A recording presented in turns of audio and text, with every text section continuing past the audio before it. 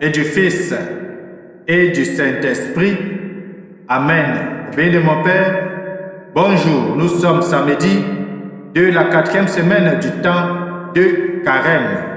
J'imagine que chacun de nous avons tous assisté au chemin de croix hier, mettre nos pas au pas du Christ et souffrir comme la Vierge Marie qui a souffert d'accompagner son Fils au calvaire.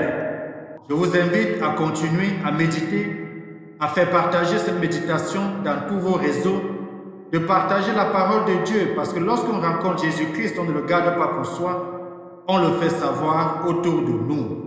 D'ailleurs, c'est la mission qu'il va nous donner lorsqu'arrivera son temps de quitter de ce monde. Dans Matthieu chapitre 28, verset 18 à 20, il va dire « Allez dans le monde entier, annoncer la bonne nouvelle ».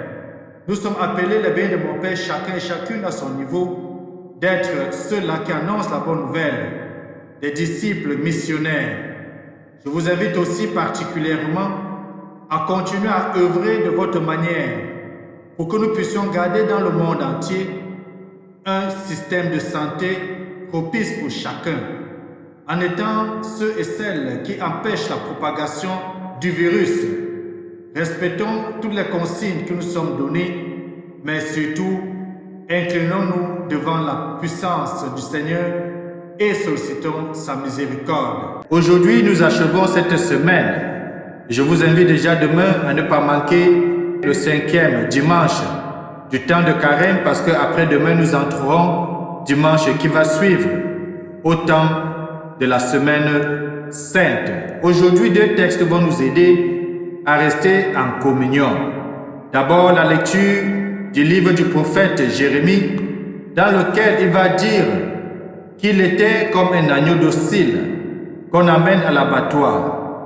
Mais le Seigneur a permis de voir les manœuvres qui se passaient autour de lui.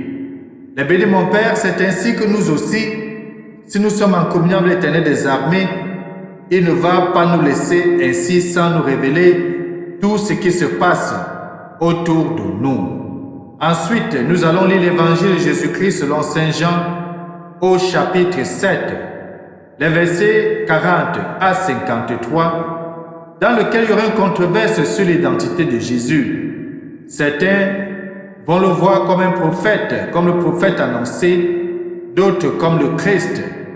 Mais sa provenance de Galilée sera aussi l'objet de disputes. Nous aussi, dans le monde d'aujourd'hui, l'identité de Jésus est toujours source de discussion en philosophie, avec les scientifiques et même dans la théologie, où certains le voient comme le Messie, le véritable Fils de Dieu, d'autres le voient comme un prophète suprême, un extra-prophète. Mais toi, qui est Jésus pour toi? Qui est Jésus dans ta vie? Et comment vis-tu ta relation avec ce Jésus? Tournons nos sens à l'intérieur. Apprêtons nos différents textes de méditation d'aujourd'hui et surtout les bénis de mon Père. Bienvenue. Voici je s'ouvre pour le roi, les portes de la ville, Hosanna, béni sois-tu Seigneur. Pourquoi fermerez-vous sur moi la pierre du tombeau dans le jardin? Dieu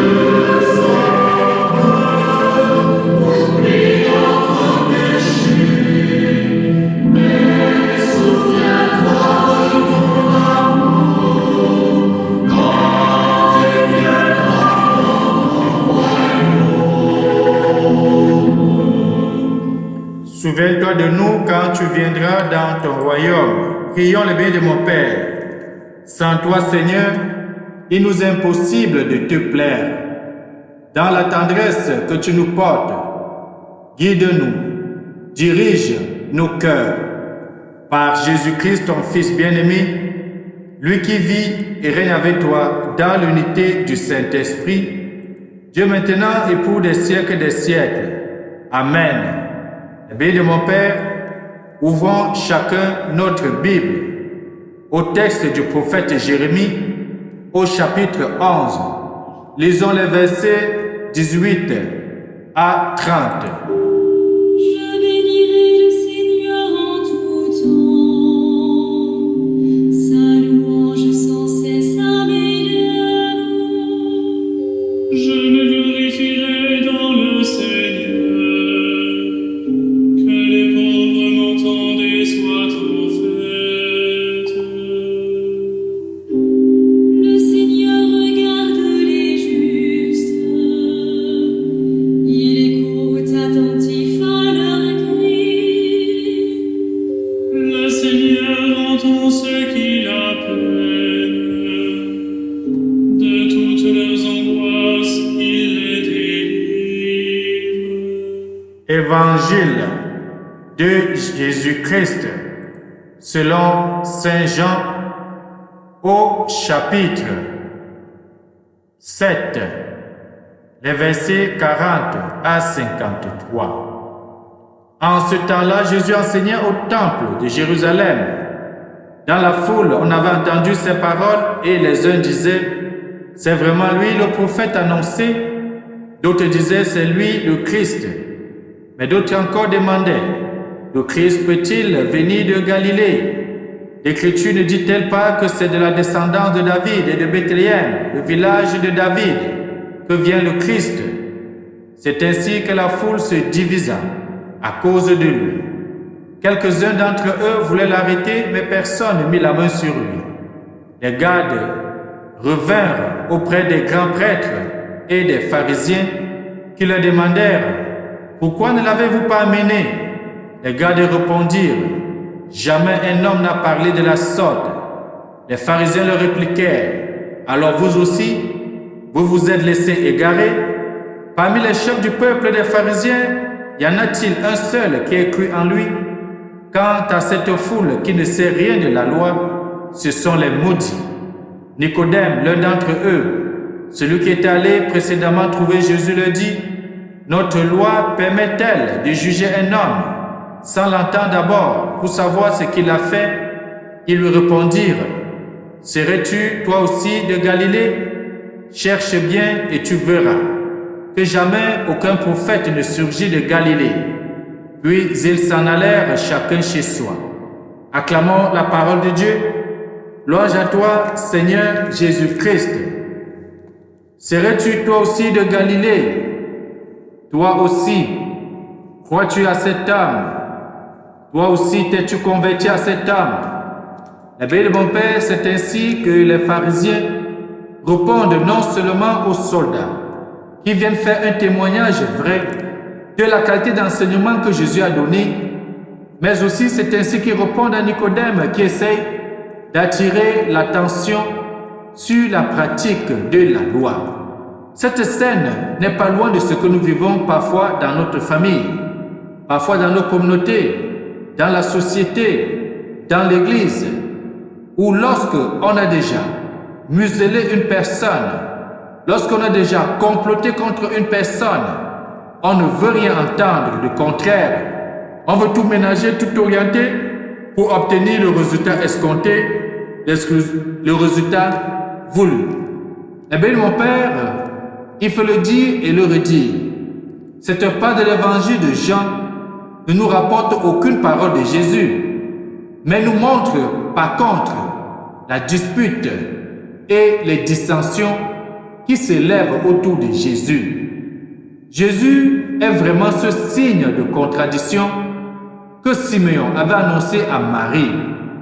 Rappelons-nous, lorsque Marie et Joseph avaient amené Jésus-Christ au temple pour pratiquer la loi selon la loi juive, tout premier-né devait être présenté au temple avec 2 tourterelles. C'est là que Simeon va dire à Marie qu'une épée va transpercer ton cœur et cet enfant sera signe de division. Il faut dire aussi que la foule, bien que les chefs des prêtres et des pharisiens restent divisés à son sujet. Saint Jean conclut l'épisode par cette phrase laconique. Puis, ils retournèrent chacun chez soi. Après cette dispute, rien n'est arrêté, aucune conclusion n'est tirée. Chacun retourne chez lui. Voilà bien l'image de l'enfermement de chacun des auditeurs en soi-même. Chacun se replie sur ses conceptions, ses idées, son assurance de détenir la vérité. C'est ce qui se passe parfois dans nos communautés lorsque nous écoutons des ragots, lorsque nous avons le colportage. Chacun se garde de sa propre vérité et personne ne veut aller à la source rechercher la réalité. Si seulement chacun était allé vers Jésus véritablement avec un cœur ouvert pour chercher à savoir qui il était vraiment, je pense que chacun devait être rassuré.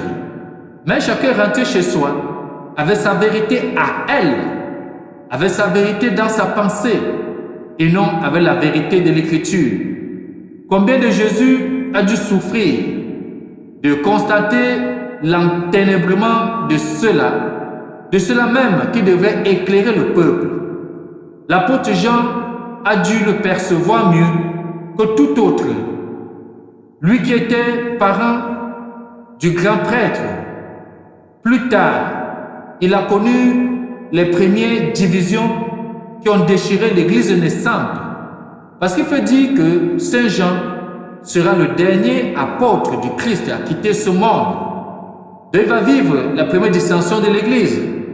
De nos jours même, à l'intérieur de l'église, il faut le dire, on se pose toujours un peu les mêmes questions. Qui est Jésus? Avait-il conscience d'être le Fils de Dieu?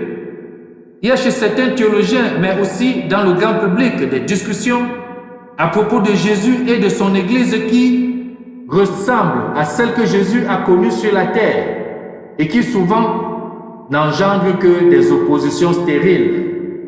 Les bénis de mon Père, il est beau et bon aujourd'hui de penser à toutes les critiques adressées sur le pape, même par des catholiques, sur sa manière de se comporter, de donner son message. Eh bien, mon Père, regardons toutes les critiques qui sont portées à l'égard de nos évêques, de nos prêtres, de nos personnes bénévoles engagées au sein des églises, au sein des communautés. Pourtant, à travers tout cela, le Saint-Esprit mène son église. Il est important de demander la grâce de ne pas être scandalisé.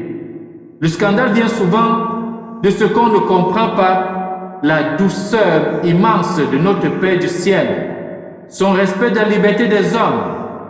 Nous trouverons la lumière en adhérant à Jésus, qui est la vérité. Jésus va le dire dans l'évangile de Jean.